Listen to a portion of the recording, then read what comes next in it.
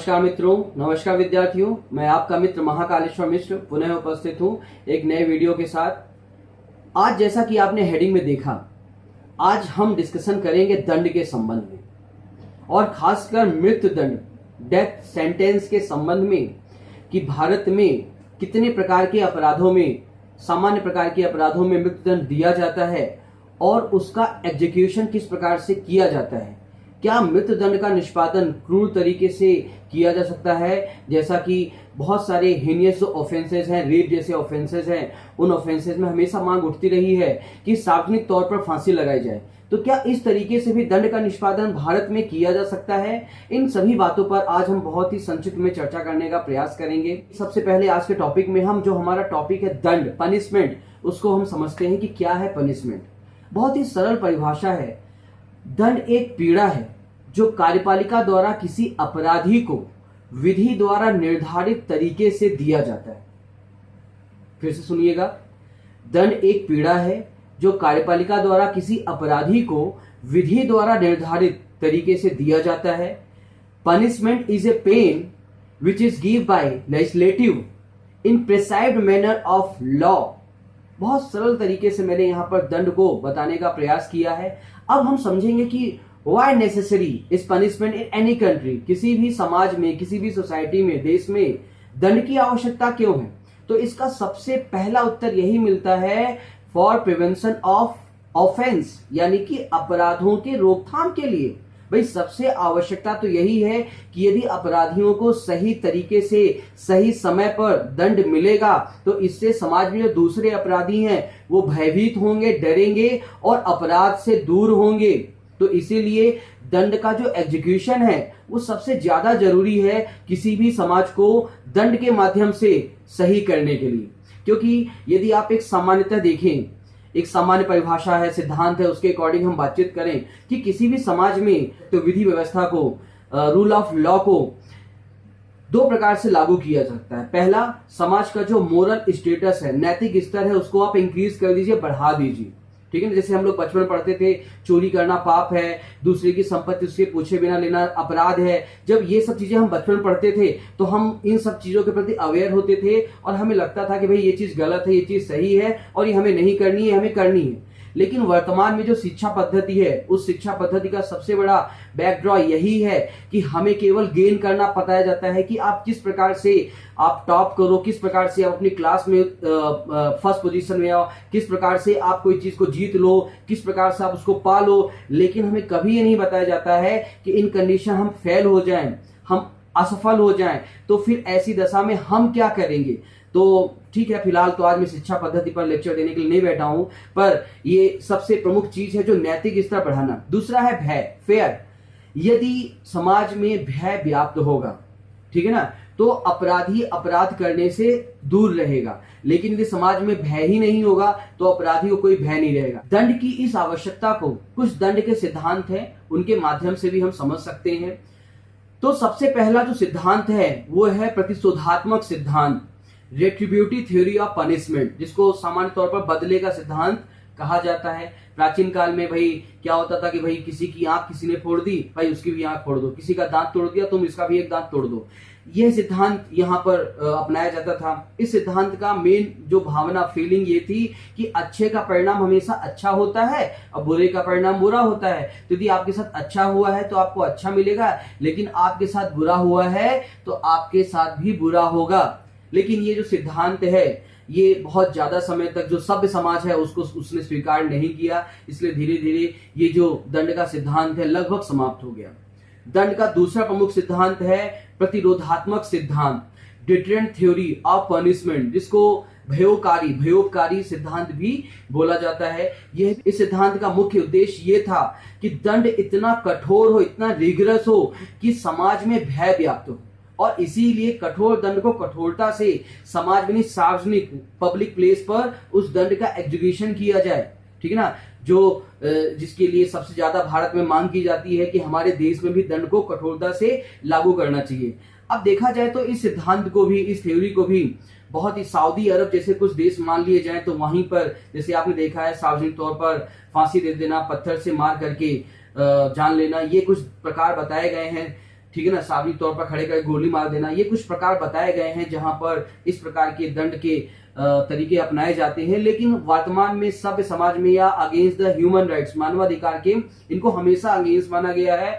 और भारतीय संविधान का आर्टिकल 21 भी इसको घोर रूप से जो है तो इसका विरोध करता है, ठीक है ना, क्योंकि आर्टिकल 21 में लिविंग विद ह्यूमन डिग्निटी, मानव गरिमा के साथ जीवन जीने का अधिकार प्रदान किया गया है। और यदि सार्वजनिक तौर पर बेइज्जती करके किसी को मृत्युदंड दिया जाता है, भले वो अपराधी क्यों ना हो, तो यह एक तरह से अगेंस्ट द ह्यूमन राइट माना जाता है, अगेंस्ट द आर्टिकल 21 माना जाता है। भारत में कुछ केस भी हैं, जैसे एक बहुत अच्छा केस है attorney general of India versus Lakshma देवी।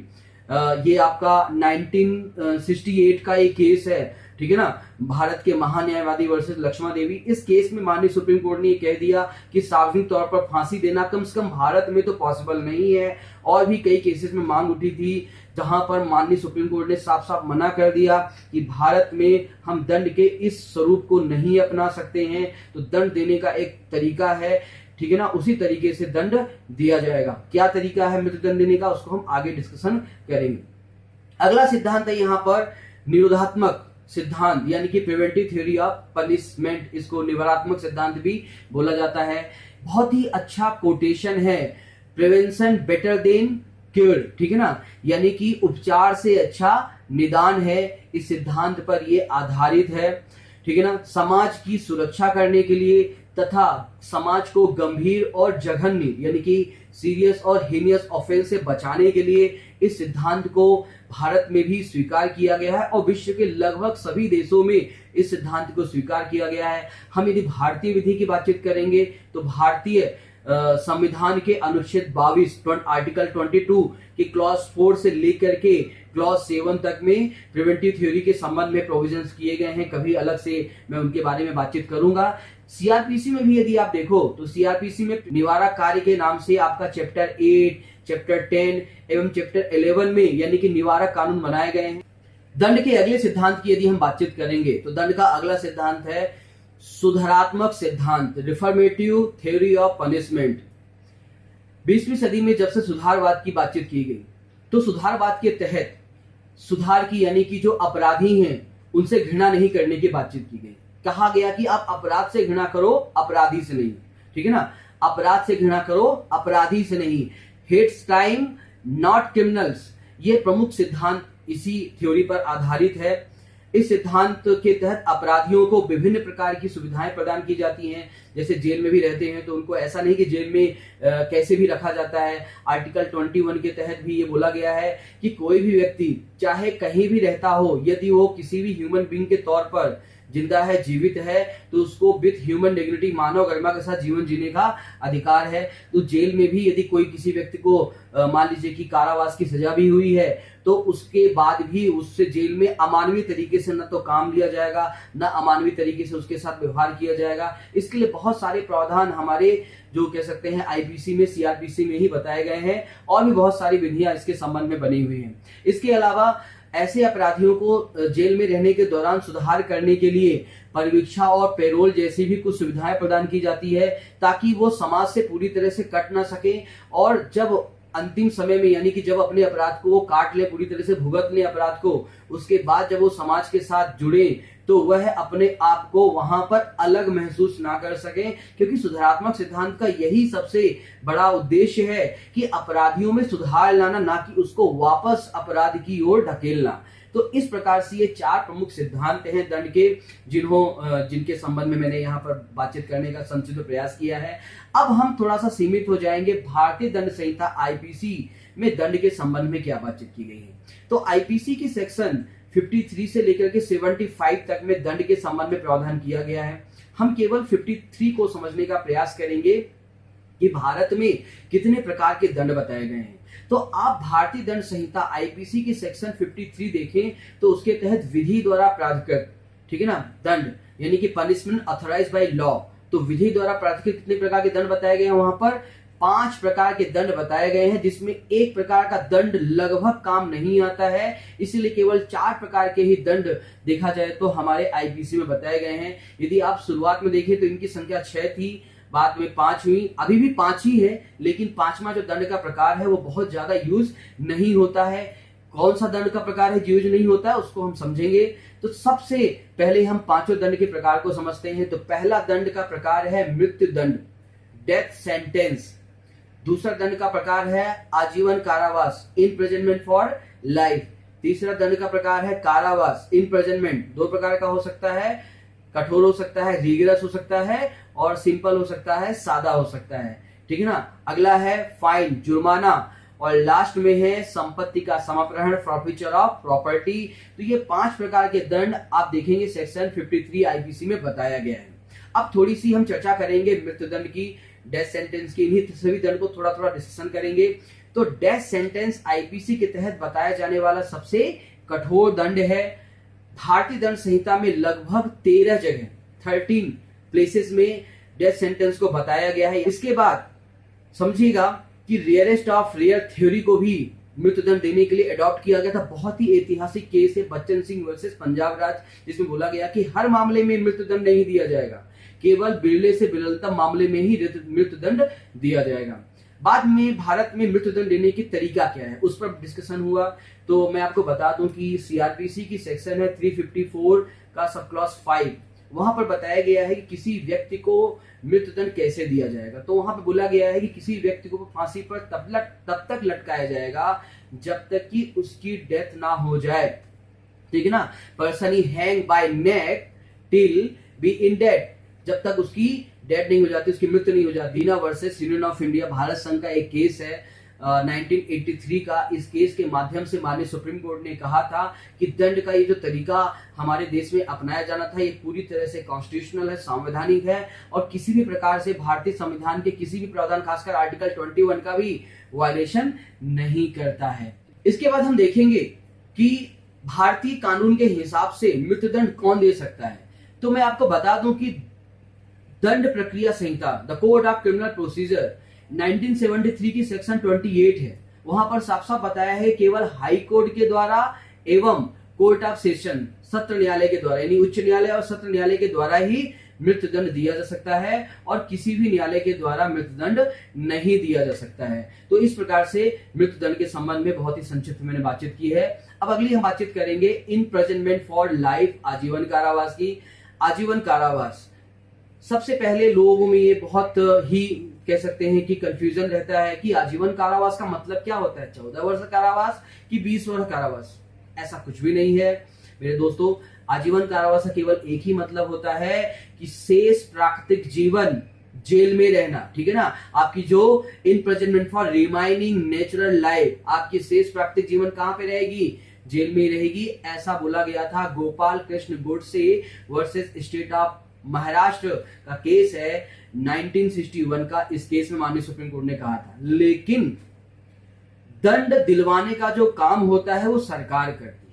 इसीलिए आईपीसी, इंडियन पेनल कोड की सेक्शन 55, ठीक है ना, और सीआरपीसी की सेक्शन 433, यदि इन दोनों धाराओं को संयुक्त रूप से पढ़ें तो हम पाते हैं कि समुचित सरकार द्वारा आजीवन कारावास को 14 वर्ष के कारावास में लघुकरण किया जा सकता है, लघुकृत किया जा सकता है, ठीक है ना। यानी कि एप्रोप्रिएट गवर्नमेंट के द्वारा इम्प्रिजनमेंट फॉर लाइफ को यहाँ पे कम्यूट किया जाएगा, लघुकरण किया जाएगा। कि लघुकरण में केवल इतना होता है कि दंड की प्रकृति और उसकी मात्रा दोनों कम हो जाती है। तो फिर आजीवन कारावास से कारावास में कन्वर्ट हो जाता है। आजीवन कारावास में जिंदगी भर आपको जेल में रहना पड़ेगा, लेकिन कारावास में आपको मात्र कितना समय, 14 ईयर तक, ये खासकर यदि यहाँ पर बदलता है तो यहाँ पर उतने समय तक आपको जेल में रखना पड़ेगा। तो 14 वर्ष कारावास में इसको कन्वर्ट किया जा सकता है, लघुकृत किया जा सकता है। यही इसके संबंध में है। अगला है कारावास। कारावास 2 प्रकार का होता है,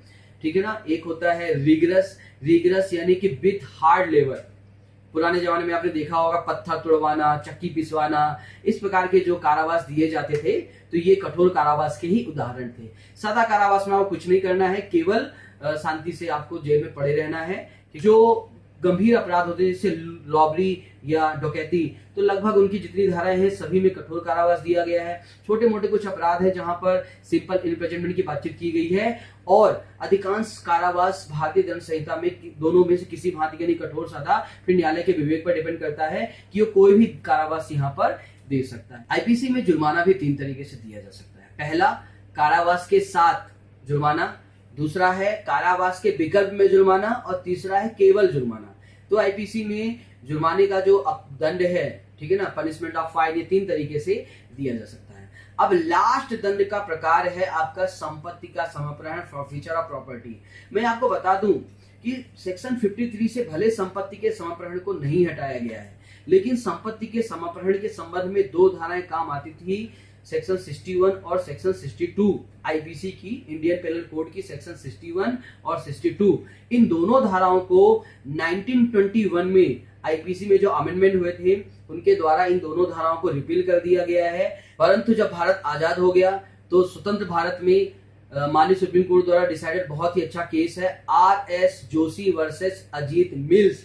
इस केस के माध्यम से माननीय सुप्रीम कोर्ट ने कहा कि कुछ धाराएं हैं जैसे कि 126, 127 एवं 169, इन धाराओं के तहत स्पेसिफिक संपत्ति को सीज करने के लिए, विनिर्दिष्ट संपत्ति को सीज करने के लिए, जब्त करने के लिए न्यायालय द्वारा ऑर्डर दिया जा सकता है। तो इस प्रकार से संक्षिप्त में मैंने दंड के संबंध में बातचीत करने का प्रयास किया है। यदि आपको मेरा लेक्चर पसंद आए तो आप मेरे चैनल को सब्सक्राइब कीजिए, लाइक कीजिए, डिसलाइक कीजिए, कोई कमेंट्स हो तो कमेंट्स दीजिए। घरों में रहिए, सुरक्षित रहिए, लॉकडाउन का संपूर्ण रूप से पालन कीजिए। कोरोना को हराना है और इस देश से बाहर भगाना है। इसी बातों के साथ मैं अपनी बात समाप्त करता हूं। जय हिंद, जय भारत, नमस्कार।